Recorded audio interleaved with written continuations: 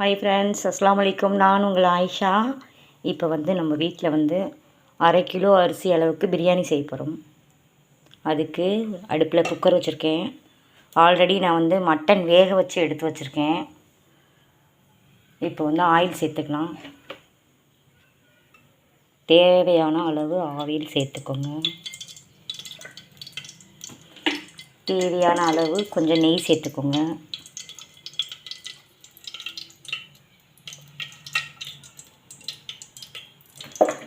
எண்ணெய் காயட்டும்.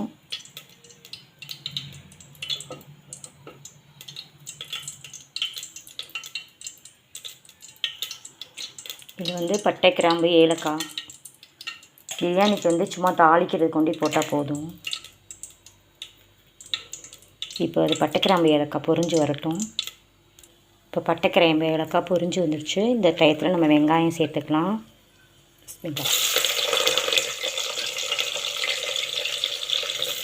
தேவையான அளவு வெங்காயம் சேர்த்துக்கோங்க.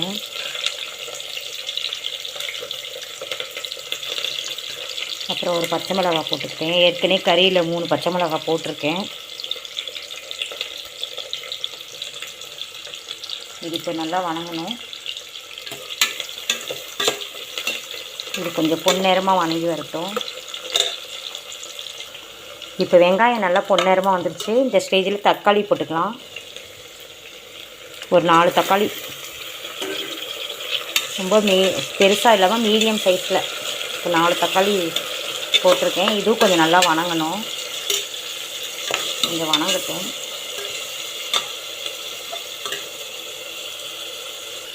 இப்போ தக்காளி நல்லா வணங்கிடுச்சு. இந்த ஸ்டேஜில் நம்ம இஞ்சி பூண்டு விழுது போடணும். நான் கறியிலே கொஞ்சம் போட்டு வேக வச்சிட்டேன். இப்போ மீதி இருக்கிறத இதில் போட்டுறேன்.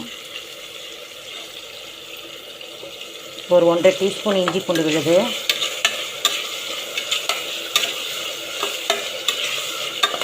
வாசனை நல்லா கமகமன்னு இருக்குது. இந்த ஸ்டேஜில் நம்ம மல்லியும் புதினாவும் போடணும்.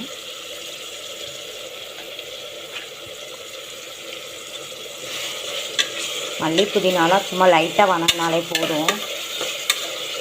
நல்லா தக்காளி, வெங்காயம், மல்லி, புதினா எல்லாமே வணங்கிடுச்சு. இஞ்சி பூண்டு பேஸ்ட் எல்லாமே.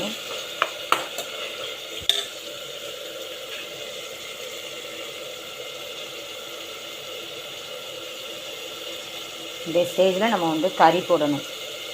கறி ஆல்ரெடி நான் வேக வச்சு வச்சுருக்கேன் 4 விசில் விட்டு. மட்டன் தான். இந்த மட்டனில் நான் இஞ்சி பூண்டு விழுது, பச்சை மிளகாய், கொஞ்சோண்டு புதினா போட்டு வேக வச்சுருக்கேன். இப்போ இதையும் இதோடு சேர்த்துக்கலாம்.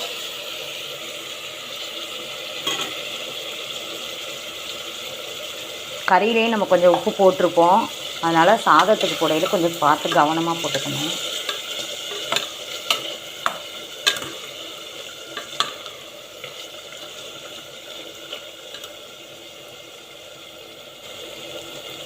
இப்போ நம்ம உப்பு போட்டுக்கலாம். தேவையான அளவு உப்பு போட்டுக்கோங்க. உப்பு போட்டு தண்ணி ஊற்றணும். நான் மட்டன் வேக வச்ச தண்ணி ஊற்றுறேன்.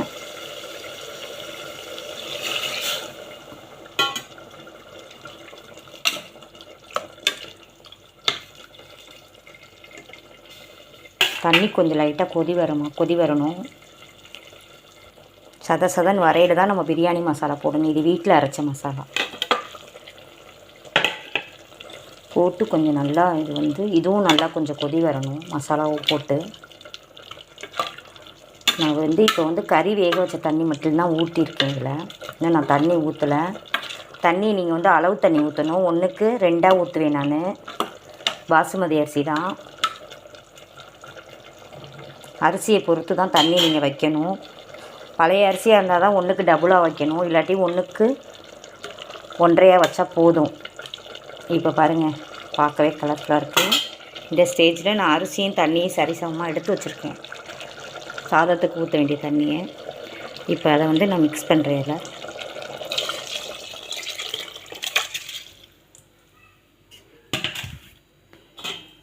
தண்ணி நல்லா ஒரு கலக்கி விட்டுருங்க. குக்கரில் வைக்கிறதுனால கறியெல்லாம் ஒரு சைடாக போய் நின்றுக்கும். அதனால் நல்லா இந்த மாதிரி கலக்கி விட்டுருங்க.